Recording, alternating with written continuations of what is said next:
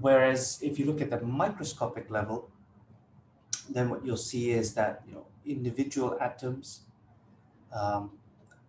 either achieve a dipole moment, or their dipole moments get rotated in the way that it aligns all the different natural dipole moments. Whereas for the magnetizable case, what we have is we could have different mechanisms, um, which I've shown in a relatively classical way, but in reality, this is a quantum mechanical. These are quantum mechanical effects that are beyond the scope of this course. Nevertheless, today we're going to take a look at just a tiny flavor of what this is, what this could be, and how this interaction could behave. Okay, in terms of the actual mathematics or the physics, the physical equations, we're looking at the following. Okay, so this is just a recap. And so what we have is, for example, we have that the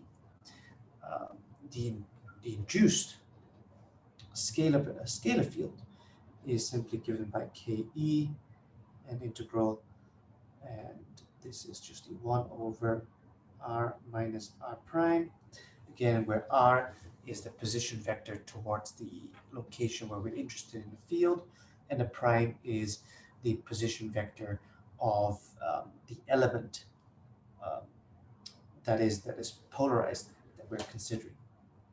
So we've got the 1 over r, and then we've got P, which is the polarization density times ds.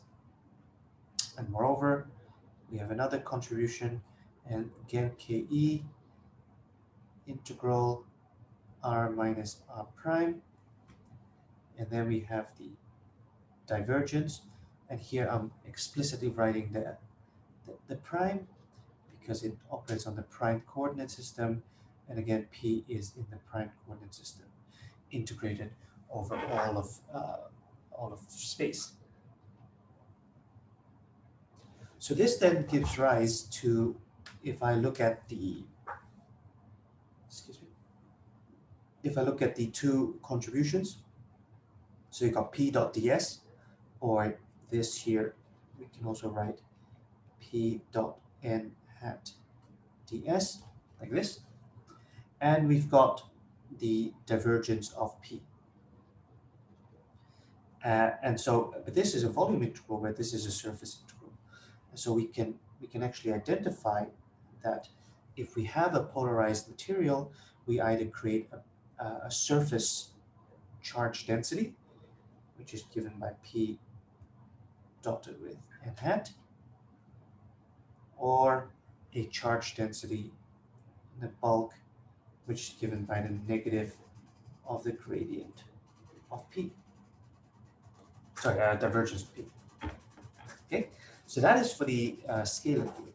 Now, if I look at the vector potential, so that's A, and here I can write pretty much the same thing. So I've got Km integral, and again 1 over r, but now I've got M, which is the magnetization, cross ds.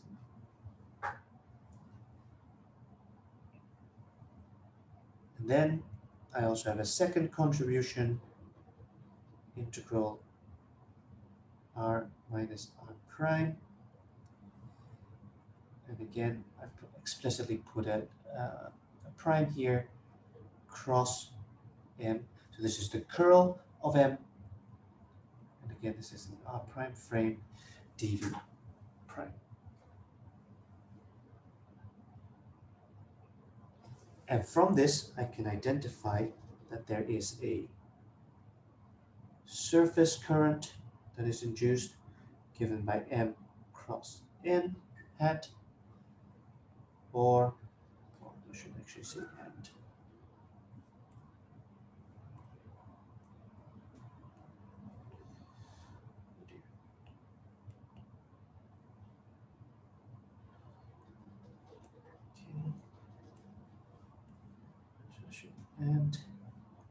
And a current density given by the curl of M. Okay, so a polarization causes a surface charge density and a charge density, whereas a magnetization causes a surface current density or a current density. So that is basically the scope of which we that we look at.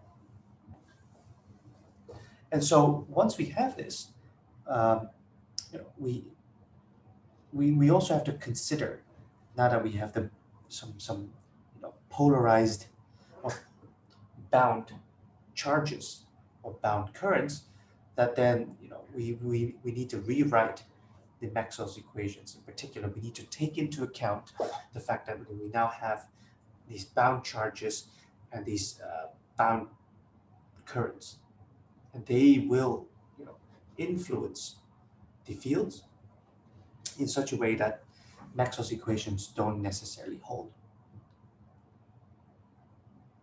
And so what we do is we introduce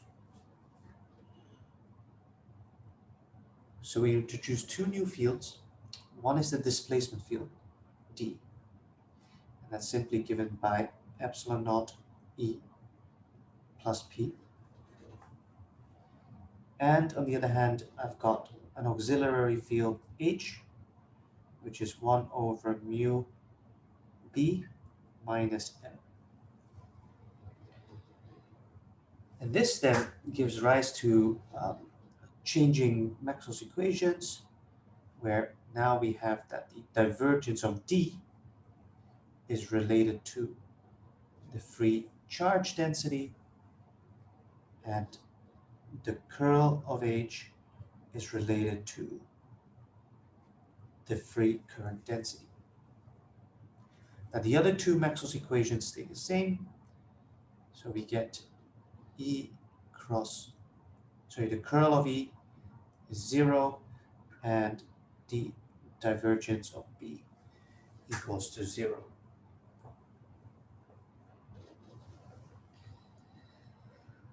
Now I can write these equations in the integral form as well, because these are the differential forms. And so in the integral form, we basically get Gauss's law in dielectric media, which is just now the integral of D over some closed surface is the free charge enclosed. And similarly, I get that the loop integral of H over some loop is just equals to the current that is enclosed within it, right? So if I get some current here and then the current that goes through this.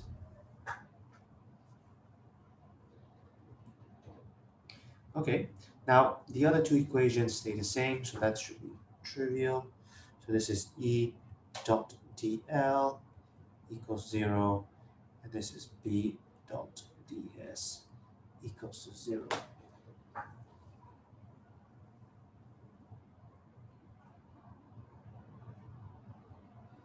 Okay, now again, as a big caveat, right? Whatever I'm saying here, the label subscript.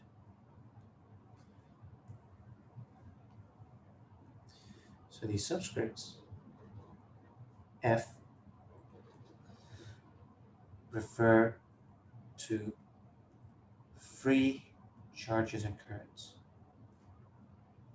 And that's important, right? And so when we look at these equations, we only have to identify the free charges and the free currents. We do not have to worry about some other induced, right? Either due to the polarization or the magnetization. We don't have to look at any quantities that are generally induced.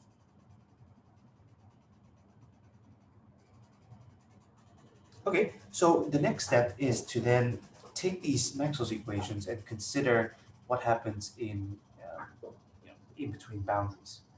Again, remember we are in the situation where we are looking for solutions to the Poisson equation or to the Laplace equation, and they are defined by their boundary conditions. And so we can actually take a look, we can specify them given these set of Maxwell's equations. And this is using techniques that we've seen before. So we consider a surface, put a Gaussian pillbox there, or we consider some loop going around, and we let the width go to 0 so that we get something that approaches from above and approaches from below. So the boundary conditions,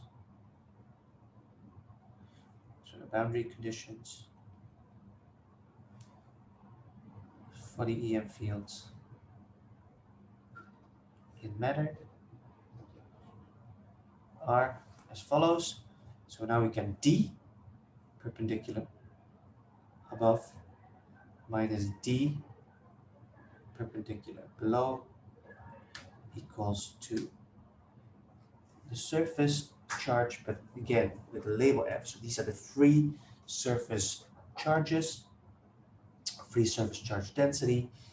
Now, similarly, I get E above minus E parallel below equals to 0. Right? So this is simply a reflection of these two equations over here. I can turn the situation around, and I can ask, okay, what are the boundary conditions for the B and the H fields? So in this case, the perpendicular ones. So above minus B below equals to 0, and H parallel above minus H parallel below is given by some surface current or free surface current here. Now bear in mind that in this case, there is some directionality that you need to take into consideration. So maybe the easiest way is to write it completely in the vector form. So I get n cross and then H above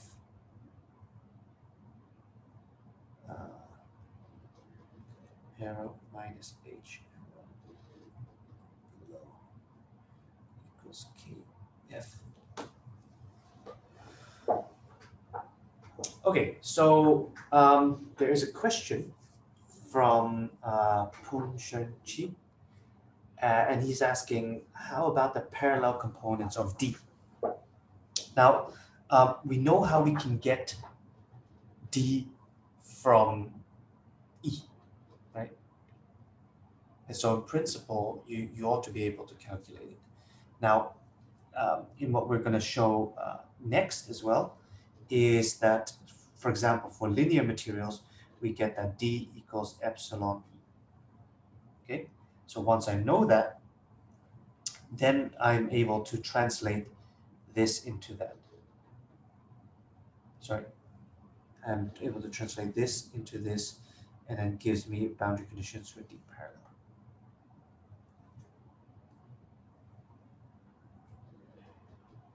Okay, does that answer your question? So we still have that the relationship between D and E ought to be satisfied. And so only when the relationship between D and E is given are you able to fully determine the system. So how about P? So P is something that I should know, right? So Yip Choi is asking, what about P? So P is something that given a particular well, okay, let me put it this way. So if I know the D and the E field, then I can calculate the P field.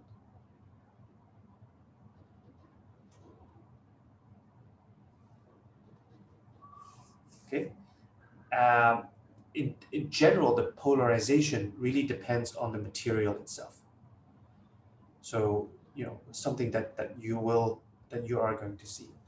But for example, if I look at linear materials, then I know that P, and this is actually subject to the next slide, is just epsilon naught chi E, right? And so it will follow the same the same roots. Does that answer your question? Excellent. Okay, we're going to take a look at specific examples, right? I promised last time around that I'm gonna at the end of this lecture, we're gonna actually take a look at some specific examples, and this is again combining several things that you've learned in such a way that we are more empowered to solve problems. Okay, now just to finish off our recap, I just want to discuss what I mentioned before for linear materials. So when we have, this is just a recap. So when we have linear materials, we basically have that the P is related to E through epsilon naught chi E E, and similarly M is chi M H. So in this case, these chi i's are referred to as susceptibility. Okay. And then I can also define a different set of constants, which is epsilon, which is just epsilon 1 plus chi E. Similarly, mu equals mu naught 1 plus chi M. So in this case, this is the permittivity. I actually had to look this up, how these are called, and this is the permeability.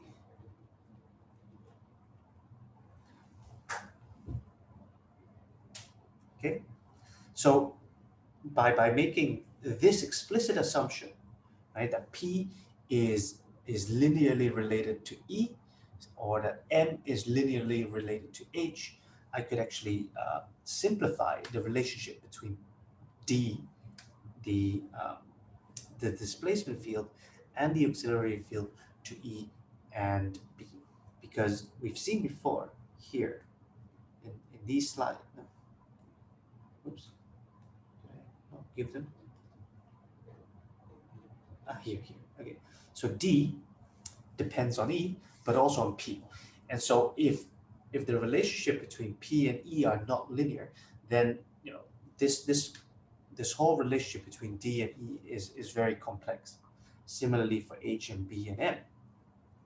But for linear materials, things are relatively straightforward. So I get that P equals to epsilon naught chi E, and M is chi M H. So if I do it this way, I could actually rewrite the displacement field. Let's see. So the displacement field then becomes epsilon E, and the auxiliary field becomes 1 over mu B. Okay. And so in this case, by writing things in terms of the permittivity and the permeability, we have simplified the equation in such a way that D is now completely similar to E, except for the epsilon factor, as opposed to epsilon naught. And similarly, H is related to 1 over mu B. And so for linear materials, it is almost as if I can replace epsilon naught just with epsilon and mu naught with just mu. Okay, but again, we're going to take a look at specific examples in a moment. Okay, so at this point, this was a fairly long recap. I just want to see if people have any questions at this point, further questions that they want to ask.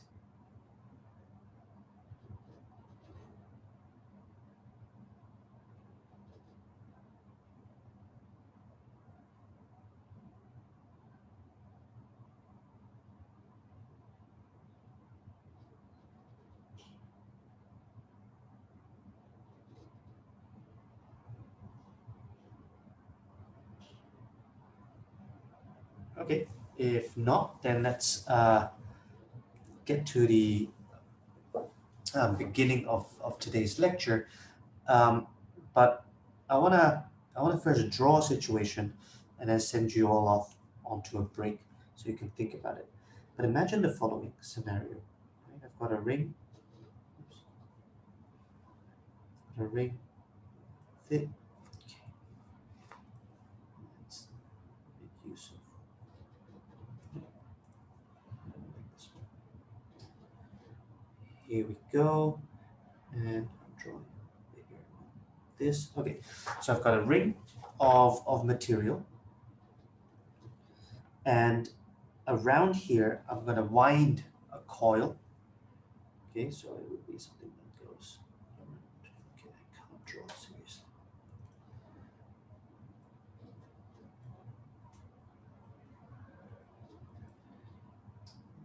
Draw a coil around like this. Okay, and I'm going to reach out for the edges like this. And similarly, I'm actually, putting a second coil in between.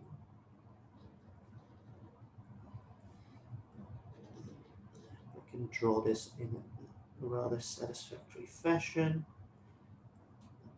coiling another coil around it. Okay, and again, I'm letting the edges poke out here. Okay, so this is a scenario now. So I've got a magnetizable material,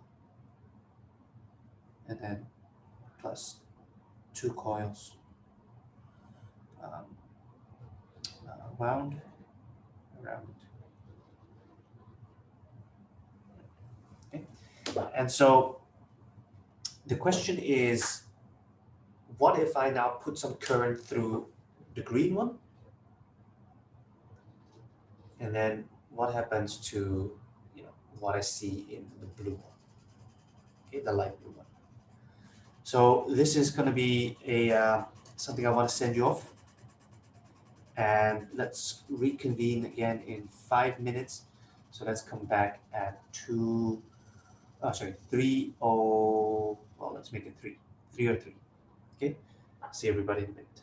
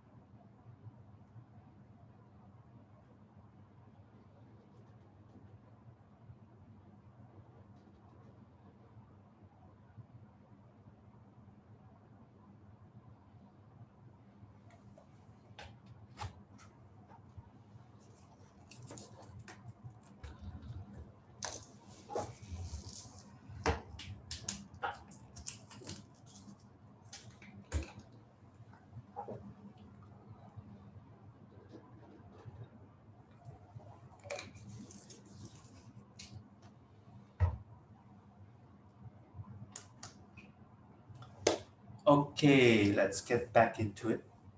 So let's open up the floor. Let's see what people think.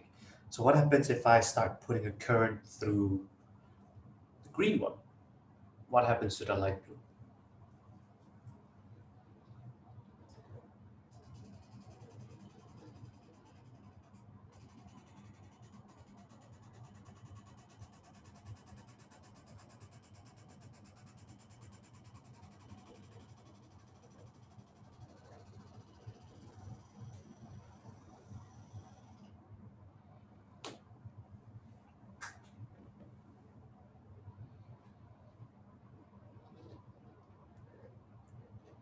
Okay, so Alex is saying there's an induced current in the blue wire at the very beginning.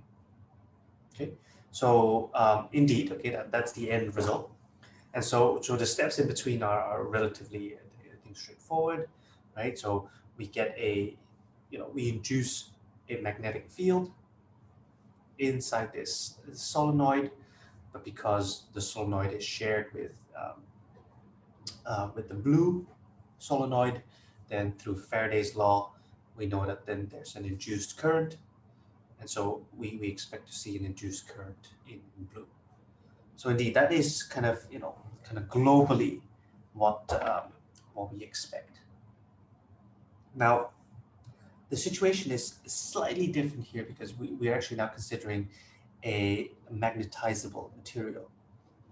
Okay, and so we can analyze this situation from a different perspective.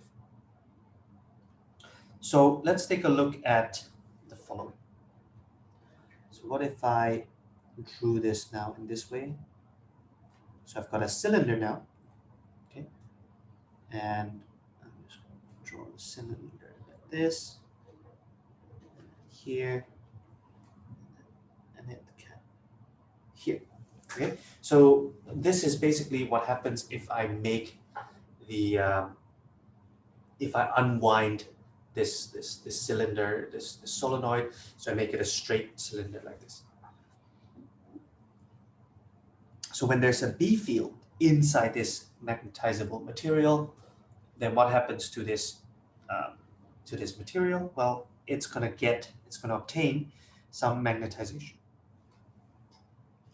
So there's going to be some magnetization M here. And I just happen to draw a particular direction, but it depends on the direction, the current, and everything.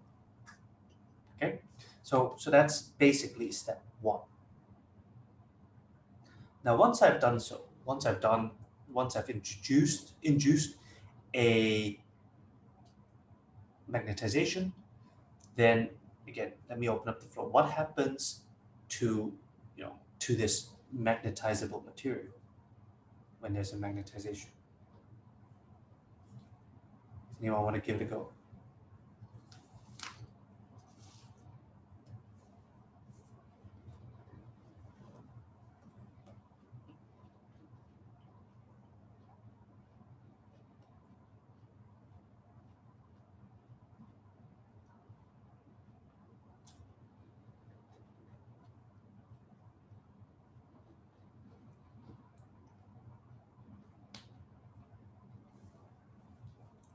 Again, remember what I said in the recap, right?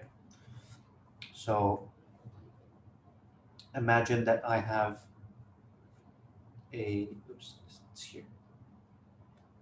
Okay, so I have some magnetic field that is magnetizing the material.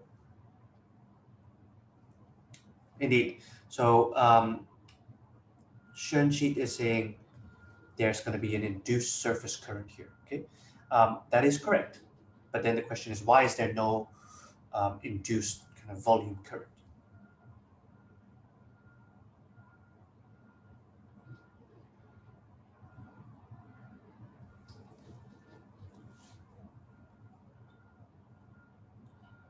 So indeed, we have M cross N hat, which is just the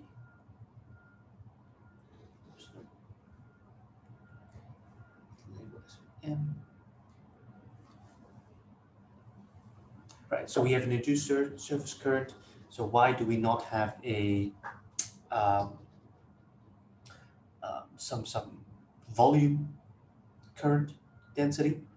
So it's a linear material. That's fine in a way, in a sense, but maybe the more kind of um, the more direct way, or there's several steps here, is that because the field is uniform, right? The magnetic field inside, if we assume this to be an infinite cylinder and infinite solenoid, then the field is uniform.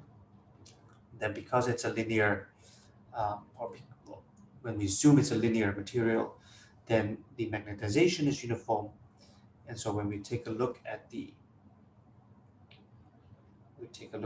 curl of M, which is the volume current density, this just gives me 0, right? M is uniform.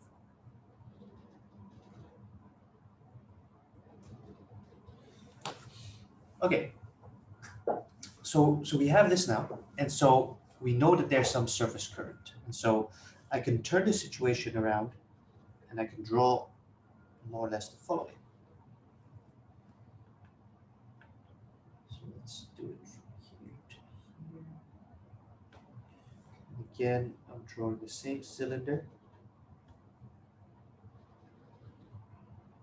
This. Okay, so now we can, we have the equivalent situation that there's a surface current here. Can anyone guess which direction it goes?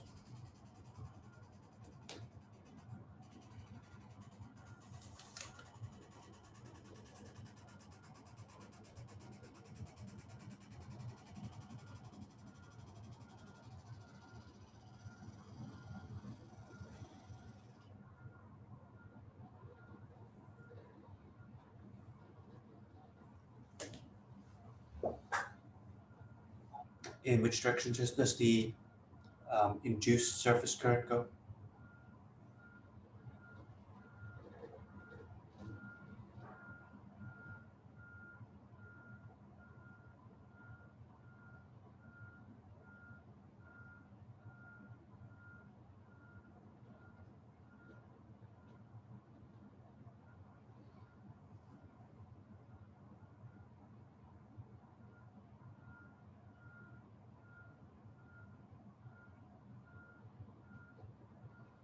In the direction that right-hand rule.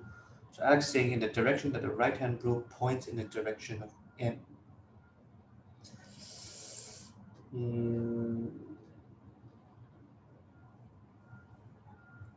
I think what you're meaning is then if this is M, the thumb, then this is the current.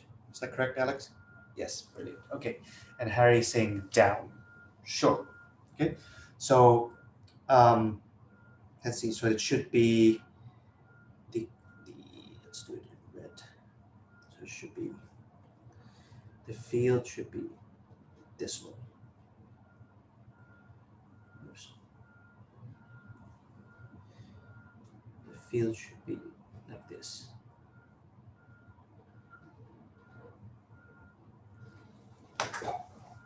Okay. Anyway, it's not, the directionality is something that you need to figure out, but indeed we get a surface current that goes around the cylinder. Okay, so this is the B field. Sorry, current. It's the current. Okay, so we have now this situation, and so we now know that the surface current is, at least in magnitude, it is proportional to, so Km, the magnitude of Km is just proportional to the magnitude of M.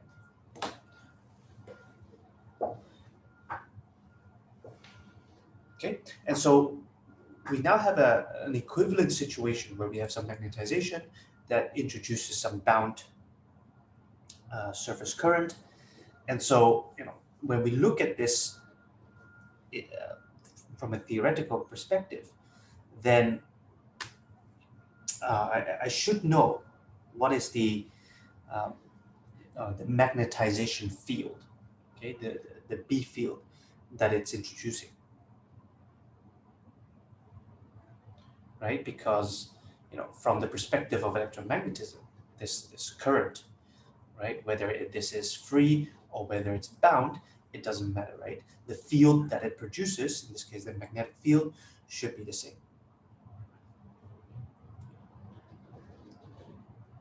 And so we can figure out what is the basically the field due to the magnetization. And this would be, this would be the same as that for an infinite solenoid. So basically the field, the magnetic field due to M is that of an infinite solenoid. Okay, so what is the magnetic field of an infinite solenoid?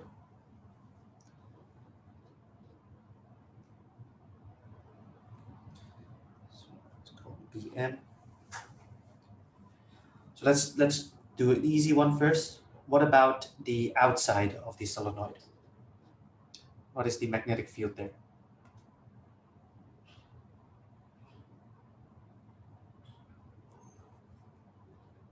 Infinite solenoid. Magnetic field outside. 0. Very good. 0 on the outside. What about the inside?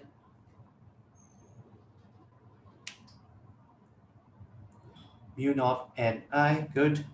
So let's do mu naught Ni, where N is now the density, right? The amount of woundings per, some unit length times I, which in this case is just the current, density. So here we can replace this by writing mu naught K M equals mu naught M, where M here is just the magnitude of the vector. Right? This is inside. Okay, so we figured out how to quantify the magnetic field due to the polarization on the inside, and we can now complete this analysis to figure out what is the total field inside and outside. Okay, so first we can say that the field causing M, we let that to be called B0, right? That is the field that causes M. So in that case, the total field is, well, B.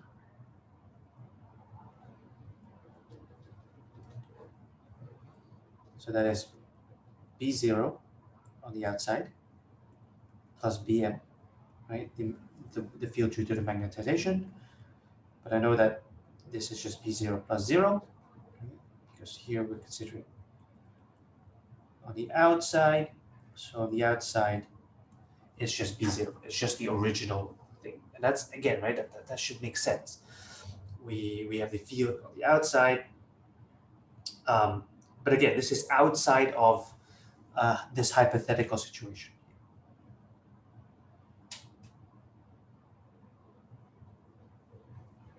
Okay, and on the inside, well, what is the field there? Well, it's B0 plus Bm equals to B0 plus mu naught M. Oops. It's a little clumsy. Big M here. Now this here is equal to, okay, well,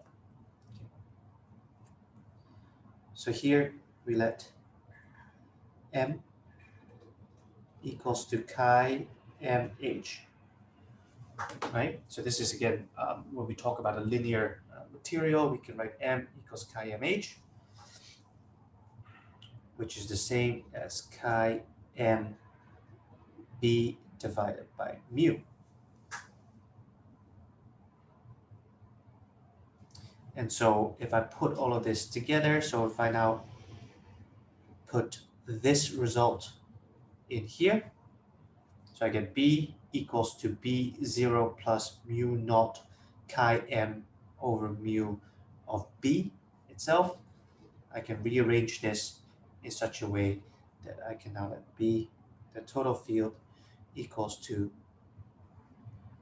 B naught on the outside. Okay, and then 1 plus chi m B naught on the inside.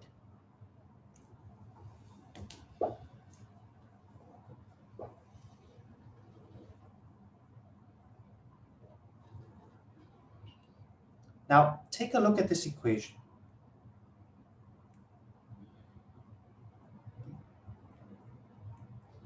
And notice the following. Notice that the field, the total field inside this material, which then, of course, is the thing that then induces the current in the blue wire in this scenario.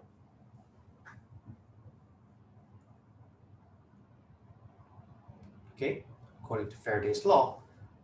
And so when we look at this, then I have a direct relationship between B naught, which is the field so-called on the outside, right? It's the field that induces this magnetization, and the total field inside this material. And so by just measuring the currents going into the green wire and then how much comes out of the blue wire, I actually have a way to measure either you could say the chi m, right, which is the susceptibility, or I can call this here. I can rewrite it in this form here, okay, and I can measure the so-called permeability. So this is the so-called Rowland experiment, and this is kind of the most classical way of measuring the permeability of a particular material. Okay, and so depending on whether this chi m is positive or negative, we get, again, remember, we get paramagnetism or diamagnetism. Right? Whether it opposes it or whether it enhances the field.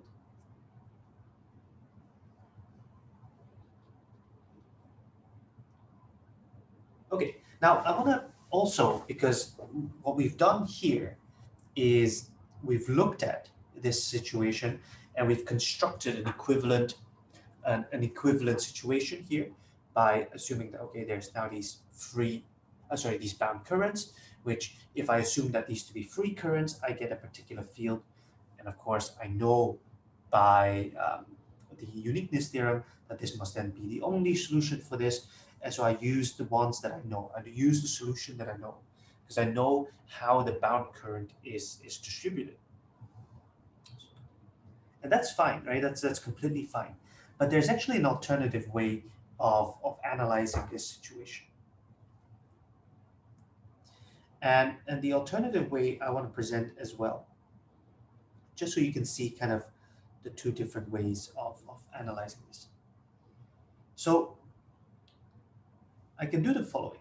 I can say that, okay, well, I've got some magnetization M. Okay? So I have some magnetization M. Okay, of course, due to B0. Okay, now I know that there is no free surface current in this story. okay?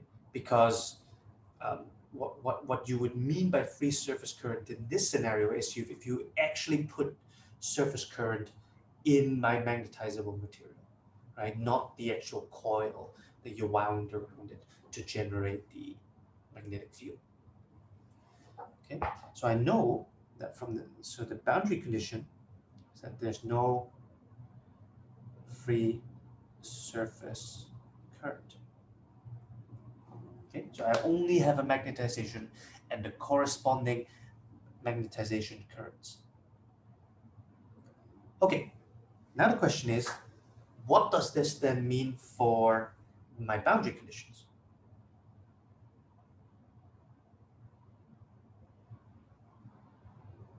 Well, in this case, my boundary condition is the following. Right? Remember when I presented the boundary conditions to you. So I've got that the B perpendicular equals to 0, and the one parallel is to the surface, in this case. Parallel to the surface is related to the free surface current. But I have no free surface current. So in this case, what do I have? I know that my H field, and let's now call it outside, is H parallel inside.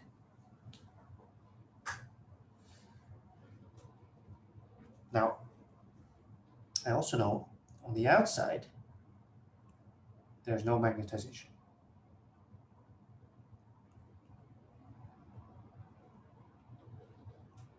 There's no magnetization. And so I know that H outside is simply 1 over mu naught B outside. But I know that H out equals to H in.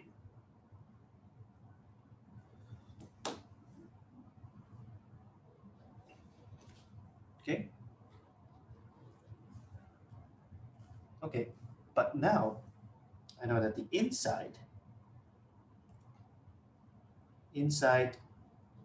the B in, so the magnetic field is altered.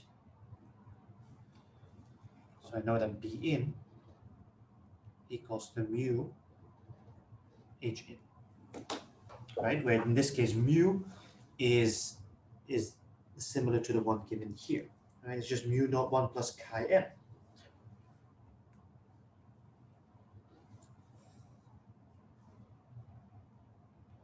And so now I can complete the algebra, which is just mu naught H out equals to mu over mu naught B out, right? Because H out equals 1 over mu naught B out, but mu over mu naught is simply 1 plus chi m B out. Right, and so in this case, B out here is it's just B0. So again, we end up with the same thing. We end up with, doing it slightly differently by looking at the different boundary conditions. I can arrive at the same situation. And this was very similar to the example that I presented to you last time around when we looked at how dielectric materials across surfaces, how they would transition. So again, here, two different methods. One, just using the equivalent vacuum solution, just to say, okay, well, I know what the solution in vacuum is. If I know what the bound currents are, I can do the exact same thing. And here, this is a more direct way in which I am actually using the boundary conditions to show what is B in, what is B out. Okay. But the crux of the story still, nevertheless, is that this Rowland experiment here is one way to measure the permeability of the material that you have inside. Okay, we've talked a little, and so before I start the next topic, why don't I give everyone again a quick break, 5 minutes break, and then we'll come back and we're going to discuss, you know, um, materials that do not necessarily behave, linearly, in at least in a paramagnetic or diamagnetic sense. But we'll get to that after the break. So why don't we come back at 5 minutes? So let's say 3:35. Okay. See everyone in a minute.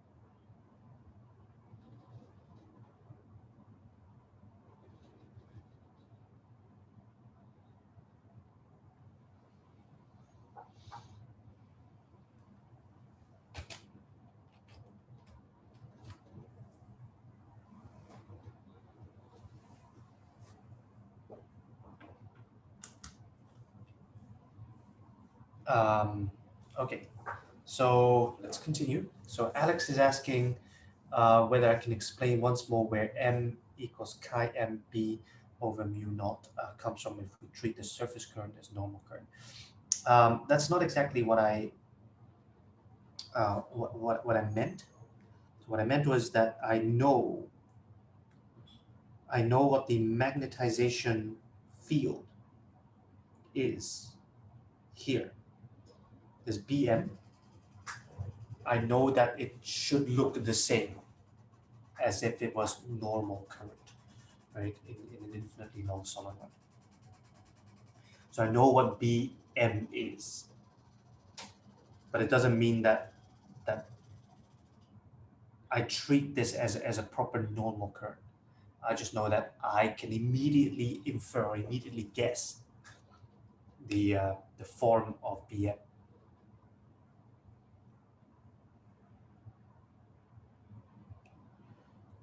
So Yip Choi is asking, can we always treat there's no surface current for magnetization due to B? So you mean surface current as in free surface current, or um, or you mean kind of like magnetization current?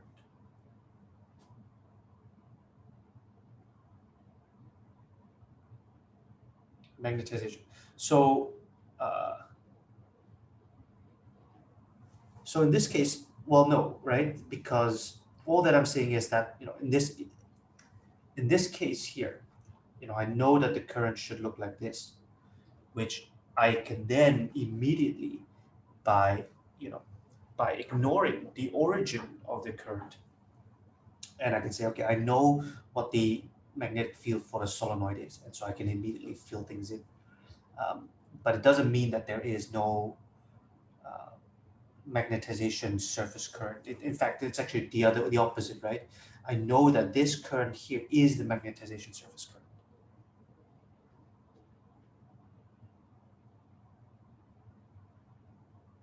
And so, um, you know, so I realized that this may have caused some confusion, but what I really meant was by saying that we can look at this equivalent of just normal current. What I really meant was just so that I can make this identification, what Bm, right, what the magnetic field due to the magnetization current is. Does that answer your questions, both Alex and Yip Choi? So Yip Choi says, okay. Alex, does that answer your question as well? Yes, brilliant. Okay, excellent. Okay, let's continue. And let's take an actual look, because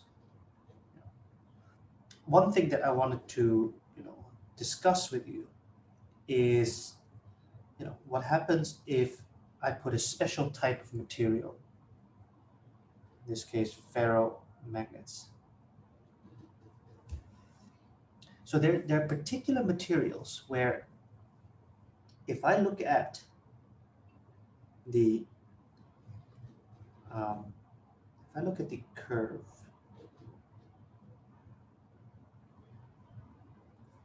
okay, and this is just H, and this is the induced B field, then there are ones that when I charge them up, right, I increase the intensity of the field.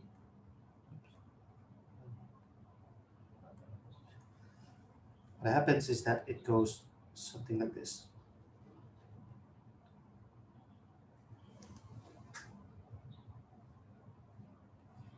And so what you end up seeing is that it's not even just a linear realization. There's a rapid increase here in this area of the kind of the induced magnetic field, and then the more field I pump into it, the less I'm able to incite any more magnetization.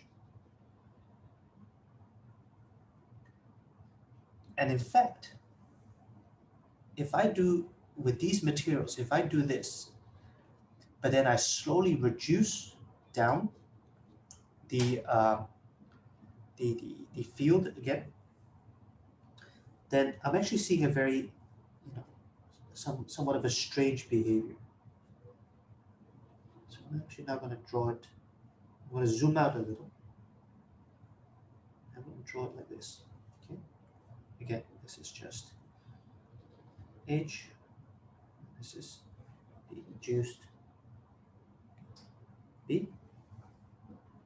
So what happens initially is, I do something like this. This is, starting from 0. So I don't put any field in, and the induced B is 0. And then I ramp this up to a particular level. When it's completely saturated, it doesn't increase and decrease anymore. And now I'm going to slowly reduce the field that I'm putting in. And what happens to the material like this is that it goes this, and then all the way down here. So if I return back to 0 field, right, 0 field that I put in, then I don't actually get 0 induced induced field, magnetic field. There's some residual field left here. Only when I go to negative, right, when I flip pretty much the sign of the current, do I get something that goes back to 0 B field, induced B field. And in fact, I can keep going all the way until I reach some saturation. And when I increase it back again, it goes like this.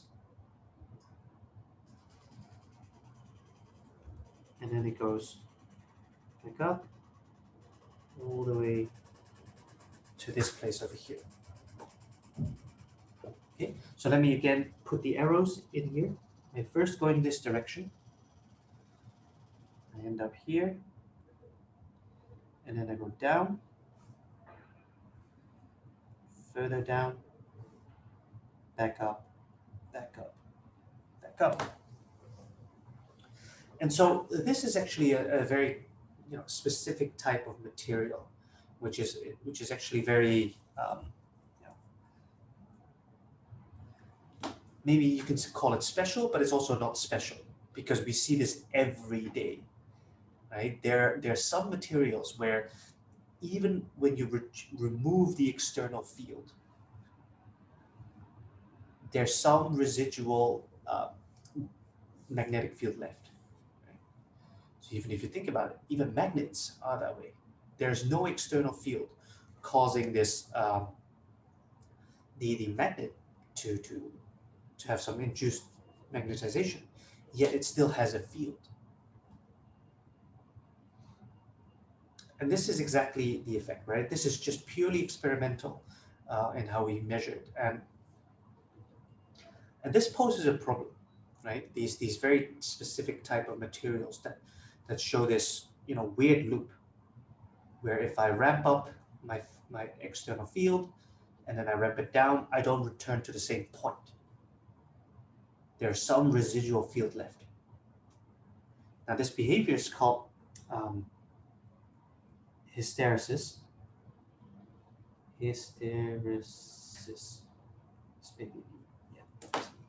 Hysteresis, which is the Greek word for slow or retarded, but not in calling someone bad names retarded, but retarded is slow. And indeed, we can see that, right? Because it takes, it seems like the induced field somehow is lagging behind whatever field I'm pumping in or taking away.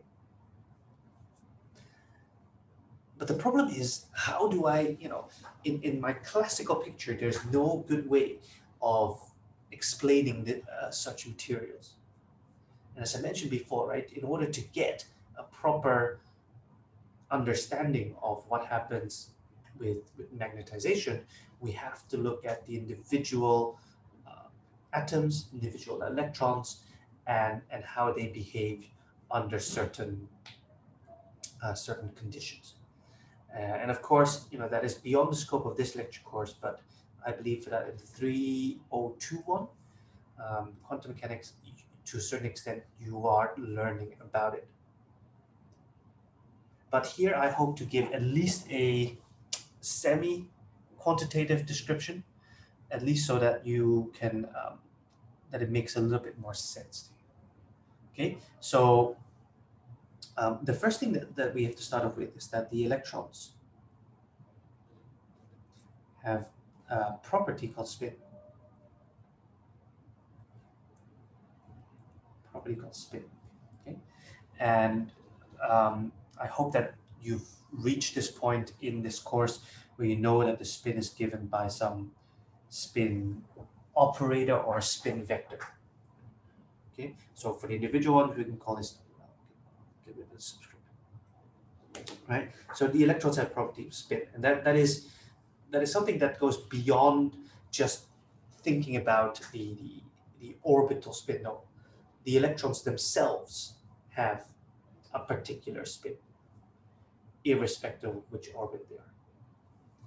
And it's something that you should have seen before when you look at Pauli's exclusion principle, right? Which says that no two fermions can be in the same state, and so you end up with kind of superpositions of orbits with spin up and spin down, and so on. And so the electrons indeed have this property called spin. Now, if you look at purely from a classical perspective, right, if you have two current loops interacting at a distance from each other, then the interaction is more or less like a simple dipole interaction. Right, so two current loops, the interaction is more or less a dipole interaction. But that's not how, because we're not dealing with a classical picture of an electron, so that's not how electrons behave and how they interact. In fact, the way to the spin of two electrons interact is given by a particular spin Hamiltonian, which is simply given by negative of I is not J. I'll explain these terms: Jij, Si, Sj. Okay, so this is so-called the exchange interaction. So what we see here is that when we have the labels are different, let's say different electrons, right? Spins of different electrons. And so we have, as part of our Hamiltonians, part of the energy budget, more or less, we have, that the spin of the electrons are interacting with each other as well in this fashion, right? So it's not like a dipole interaction. And what this causes is a nonlinear behavior.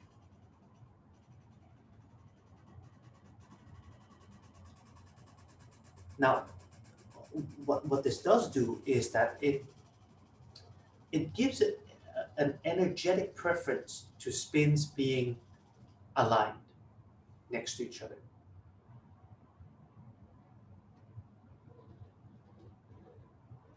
And so what we have is a picture which I believe in Griffith's book there's a kind of like a more visual picture you can take a look at. But if you look at in a particular material, then maybe you see something like this, where you have different domains.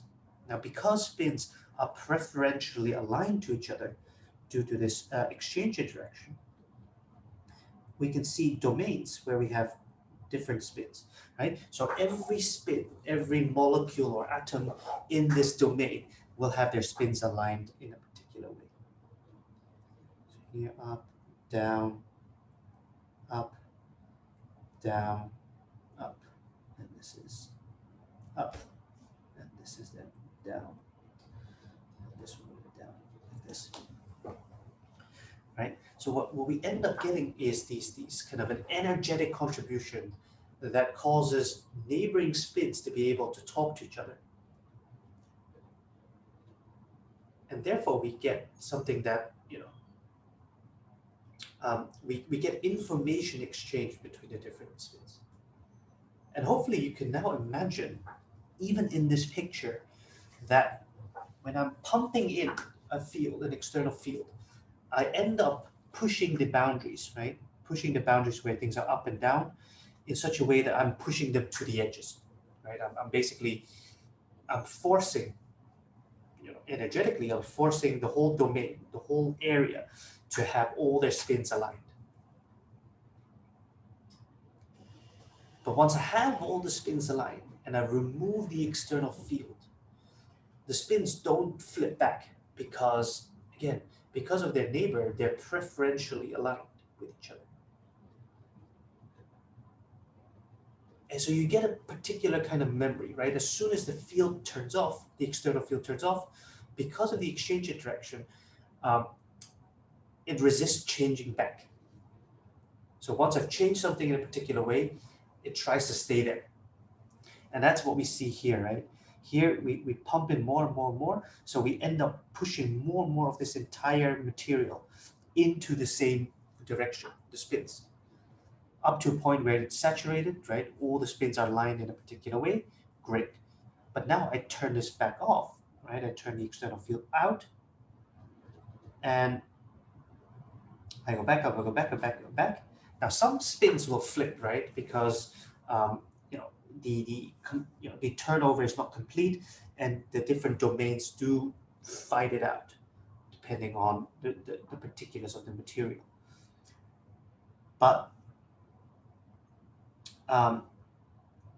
it doesn't mean that we can go back to a completely random state anymore. So this would be a random state here. But this here would still be, there's some residual magnetization left because they resist flipping. And so you have to put more kind of, the field in the opposite direction in order to destroy all different orientations, so that on average, you get zero back. But when I go in the other opposite direction, I can magnetize everything in a particular, but in the opposite direction. And again, if I go back to zero external field, I get some residual field left. So that's a little bit of a external, it's quantum mechanical explanation of ferromagnetism. Again, you'll have to study 3021, 4021. I think it will be taught kind of all the way throughout if you look at things like condensed matter and stuff as well. But in order to learn the details, that goes beyond the scope of this course. But hopefully I've given you a little bit of a sense of where these things come from, both in a classical sense, we've done a couple of lectures before, but here now a little bit more on the quantum mechanical aspects of how the materials behave in the presence. But again, the real scenario for realistic materials is even more complex than this, right? So you'll have to calculate, how do different domains interact with each other, and then how do you get these domain walls, how do things flip, and so on. Depends on the crystal, depends on all sorts of things. Okay, are there any questions at this stage?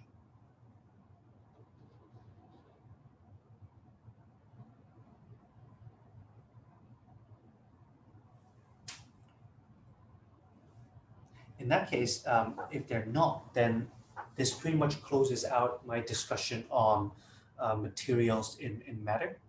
Okay, but I realize, of course, that this is a bit of a challenging topic, because now we have to combine everything that we've learned, right? Boundary conditions, ways to solve the Poisson and the Laplace equations, and now we have different materials, different interfaces, and so on. So what I want to do is give you a little bit more kind of worked examples to work to kind of familiarize yourself with it. I had two prepared. I don't think we'll get to the second one, but these are the things that I can ask the TAs to record for you. And so hopefully for the next recorded exercise classes, I will ask them to do a little bit more in terms of actual exercises, so that you can take a look at worked examples and you can learn from that to see how can you tackle problems in um, in these even more complex scenarios. Okay, let's take the remainder of this lecture. Let's take a look at one particular example. I'll make the rest available. I'll ask the TAs to record them. I'll also write this part up in kind of written notes, so you can use them also for your revision for the final.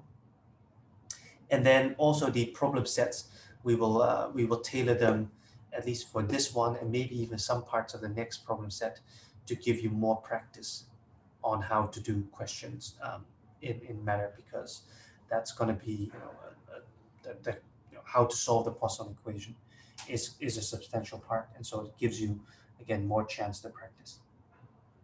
Okay, so let's do it that way. Let's take the remainder of this lecture before we go on to the course evaluation to take a look at one particular example. Okay, so the example that I've prepared is the following. So imagine I've got a particular charged conductor here, and I have a dielectric material on the outside. And so here, let's make this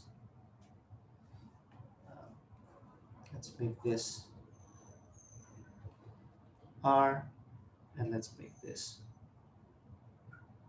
2R. And here we have a dielectric material with some epsilon or some chi e. Doesn't matter. It's a linear material, right? So linear. Okay, it's just typically LIH material.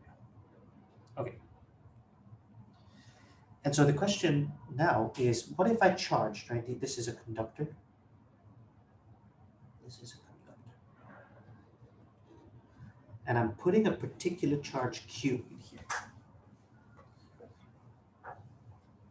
And the question is relatively, it looks like a very simple question. So the question is, what is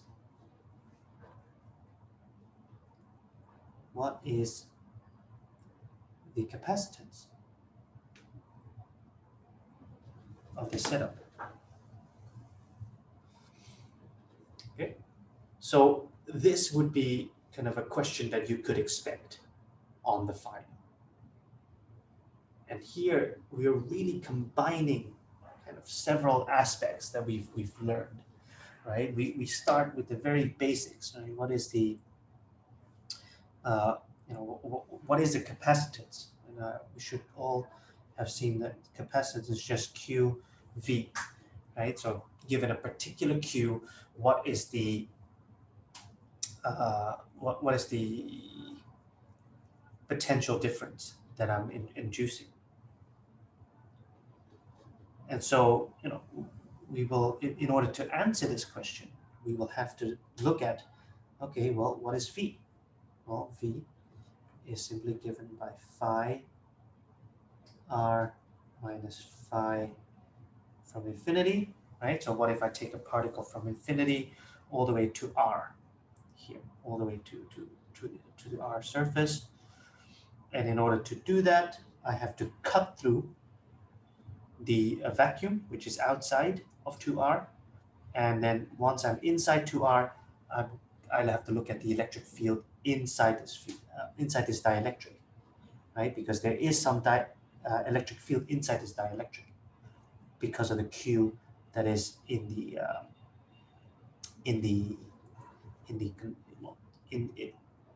Q on the conductor.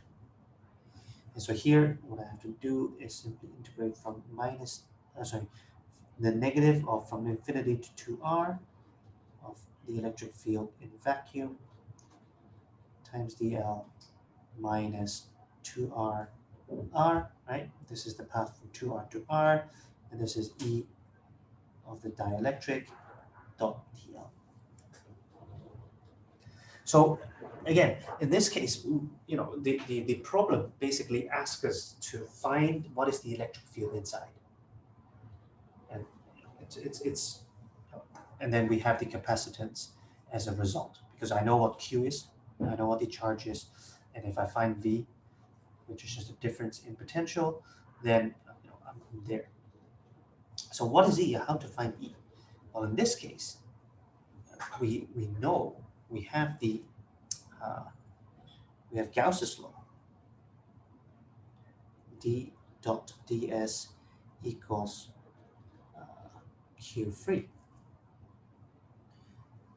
So here I could simply put a Gaussian surface with a distance r, right? Where r is a small r, so it could be inside the dielectric, could be outside the dielectric, in such a way that I know that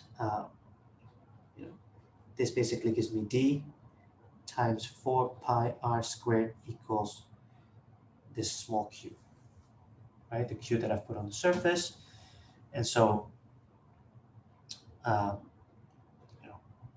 could simply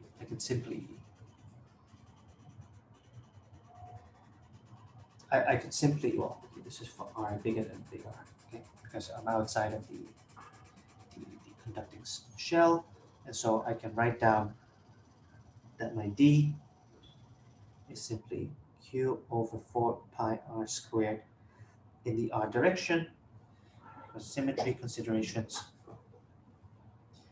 and I know that E is just d over epsilon, and here I end up with, indeed, I'll do it on the next page. So I end up with E being 1 over 4 pi epsilon naught q over r squared r hat ER, and this is when r is bigger than 2r, right? This is when we're in vacuum, so this is just an epsilon naught, or in other words, this is just an epsilon naught, because I have no material. This is E equals to 1 over 4 pi epsilon q over r squared, again in the r direction, when this is between big R and 2 big R.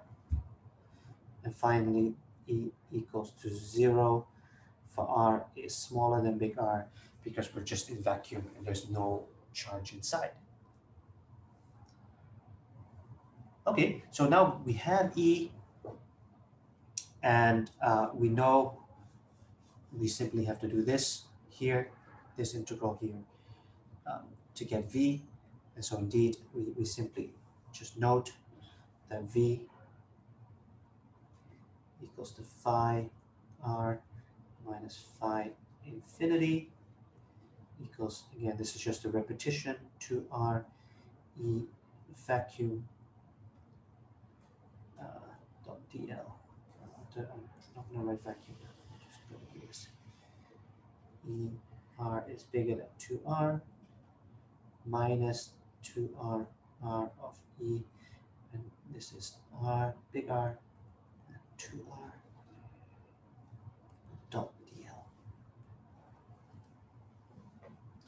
Okay, now again, this integration here is just through R, right? It's a strictly symmetric thing, and so we end up with just the integration of this expression. So we end up with this expression going in here, and then this expression going here, and we do the integral, and we end up with our answer.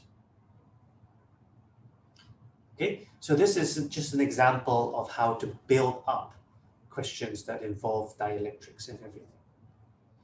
And as I said before, I'll try to record a little bit more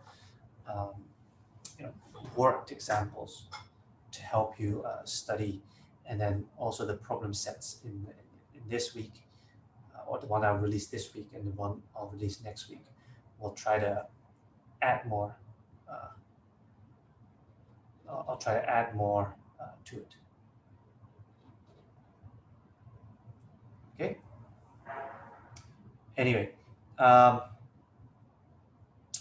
at this point, this is what I have time for. Uh, I want to dedicate the remainder of this lecture to giving you the time to fill in the survey, the evaluation form, okay? And then after that, feel free to leave or stick around if you have any questions, okay? So you can ask questions now, but for the others that don't have questions, check your email, your CHK email address. You should have been sent a link. Please fill it in before you leave, okay? I'll stick around here if you have any questions, or if you have trouble, well, if you for example want to know how to spell certain words, I can help you with that. So if you want to write, this is how you spell amazing, and there's like tremendous, okay, awesome, right? Just to help you in case you don't know how to spell these words, if you want to put them in your evaluation.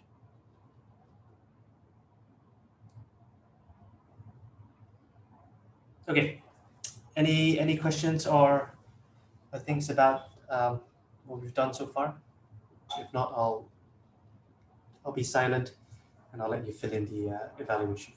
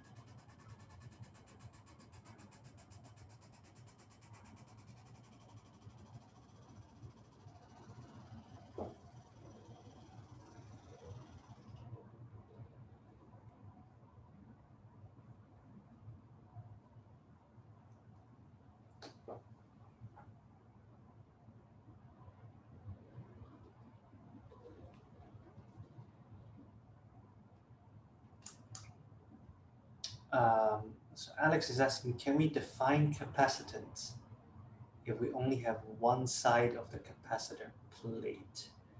I mean, in this case, what we have is going from well, one plate is put at infinity, basically.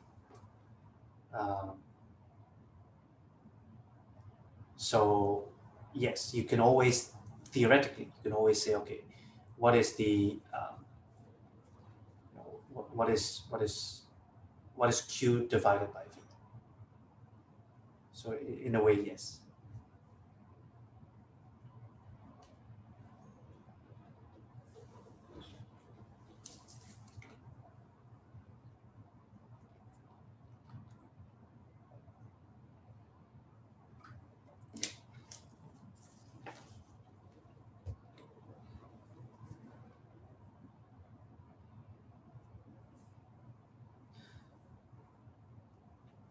So the link for the evaluation form will be available for you throughout the day.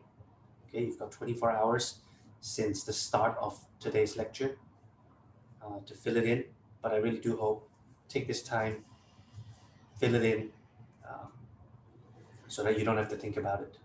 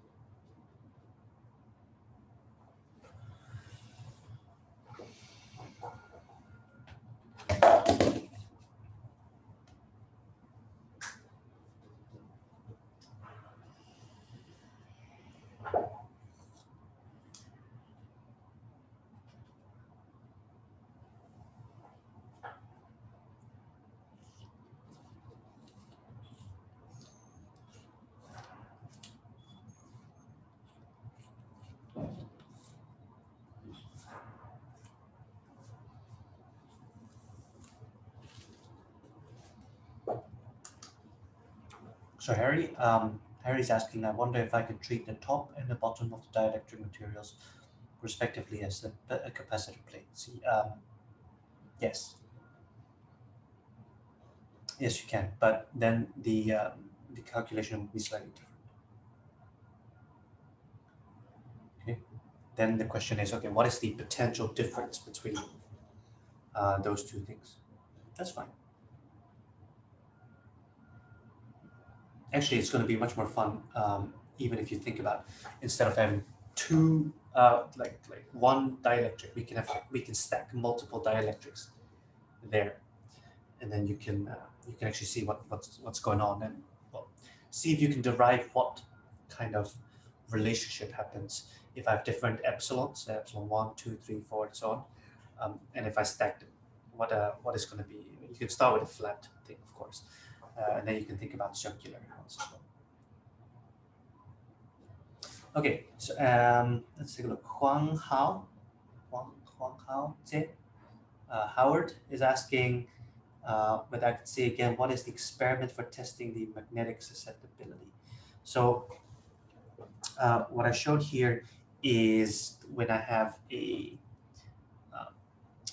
we have a coil, right, in blue of the the magnetic material, and around that I'm wounding in green, I'm winding the a wire, right, a current carrying wire, and then I have separately, I have maybe in between, I have a wire in blue, light blue in this case, that I don't do anything with. And as soon as I pass current through the green one, I should see a current passing through the blue one as well. And depending on how much of that current will depend on the material and the properties of this material. So to what extent can it be magnetized?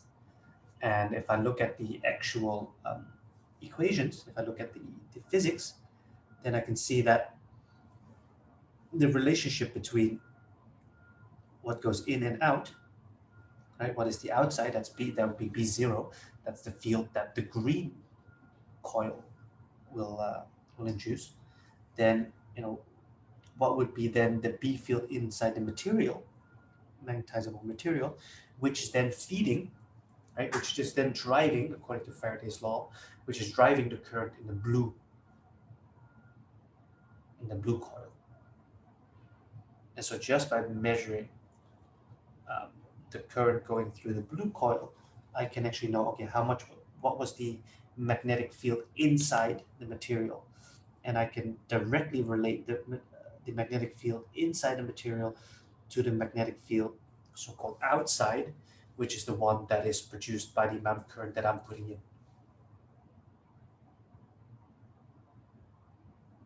Does that answer your question, Howard?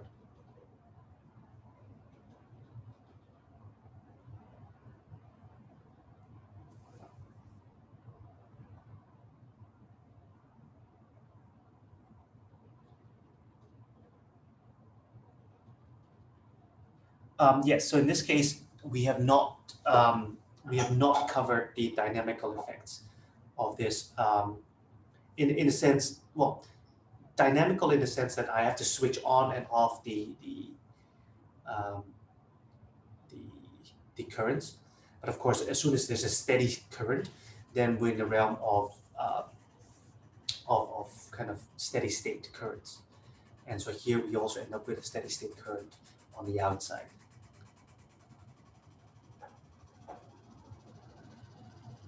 So it's not exactly dynamic in the sense that I'm not asking what happens if I ramp up the current and in a changing way, right? I just assume that there's steady current going through.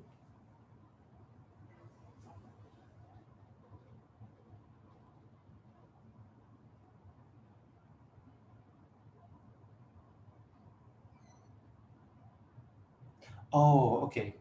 So Zhao Feng's question, sorry. Howard, let me know if that answers your question. But in the meantime, I'll go through Zhao Feng's question. He's asking, may I ask why the induced bound current can be measured in another? So it's not, okay. So the induced bound current is not what we measure in the other coil. It's not. It's the fact that there's a field, right? There's a magnetic field inside the blue coil that then, according to Faraday's law, will induce a current, right? So the induced current, okay, I should be very careful, okay. The induced current due to the magnetization is not what we measure.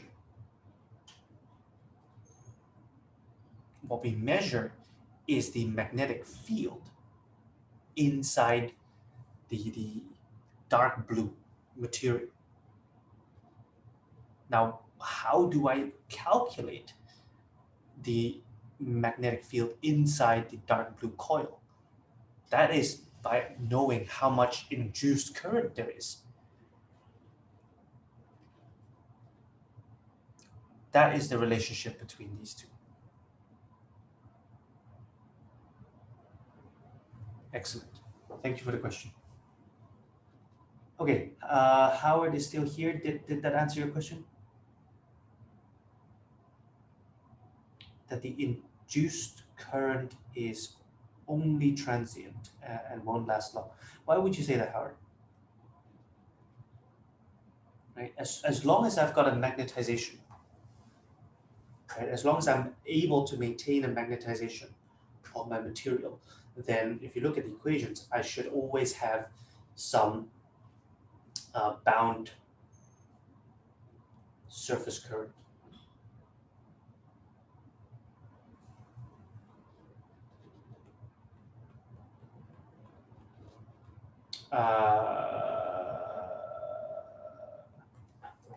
Maybe I've mistaken Faraday's law. I'm very bad with names.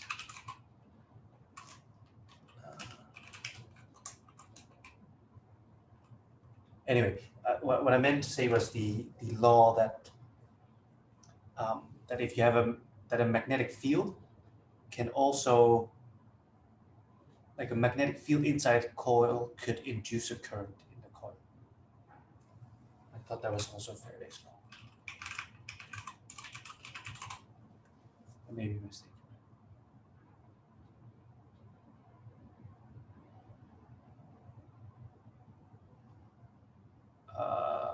No, that's right.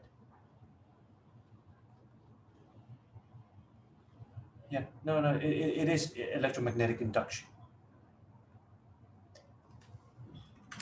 But of course I can,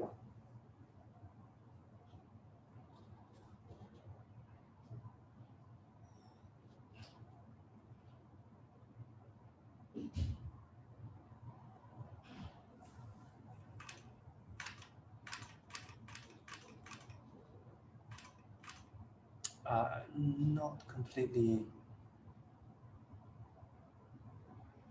sure what you mean. Let's see.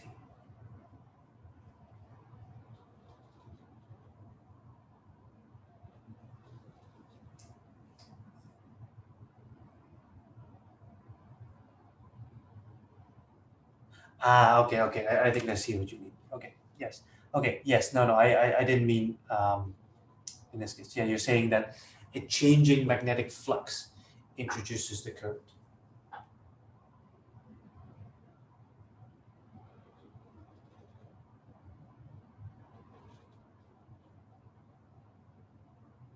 Okay, yeah, that's not the one. That's not what I meant. But what I meant to say was the following. It's pretty much the inverse, right? So if I have a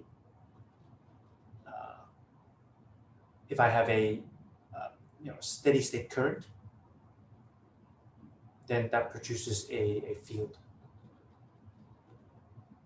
And conversely, having that magnetic field there will then cause that there's a current inside my my secondary coil.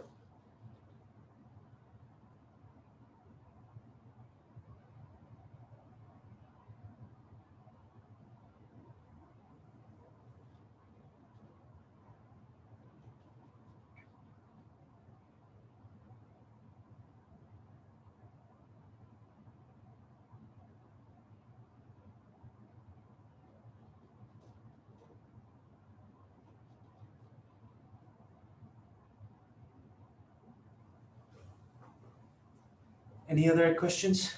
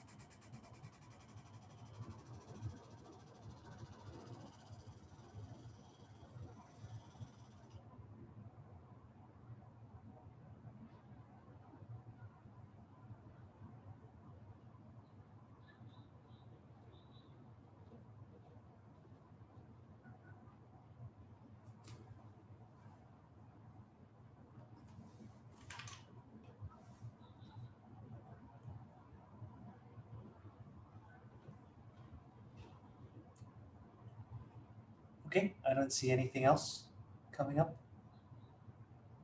So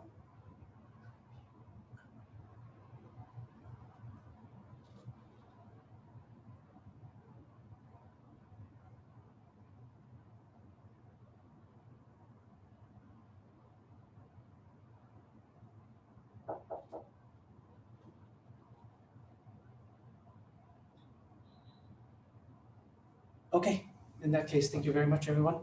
I have to head out, so I'm going to stop the recording and I'll see everyone next week. Bye-bye.